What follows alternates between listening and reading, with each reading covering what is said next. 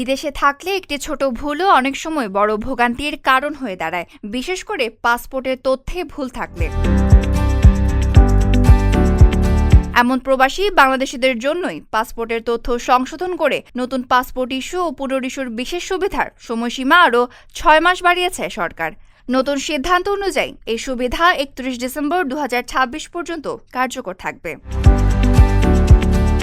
স্বরাষ্ট্র মন্ত্রণালয়ের প্রজ্ঞাপনে জানানো হয়েছে, প্রবাসীদের পাসপোর্ট সংক্রান্ত সেবা নিরবিচ্ছিন্ন রাখা এবং জনস্বার্থ বিবেচনায় এই সময়সীমা বাড়ানো হয়েছে। এর ফলে যেসব প্রবাসী বাংলাদেশের পাসপোর্টে নাম, জন্ম তারিখ, পিতামাতার নাম বা অন্য কোনো তথ্য সংশোধনের প্রয়োজন রয়েছে, তারা সংশোধিত তথ্যের ভিত্তিতে নতুন পাসপোর্ট বা পুনরিস্যুর আবেদন করতে পারবেন।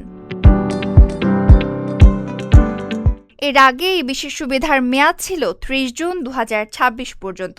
নতুন সিদ্ধান্ত ইতোমধ্যে কার্যকর হয়েছে, ফলে নির্ধারিত সময়ের মধ্যে আবেদন করতে না পারা প্রবাসীরাও এখন বাড়তি সময় নিয়ে প্রয়োজনীয় প্রক্রিয়া সম্পূর্ণ করার সুযোগ পাবেন।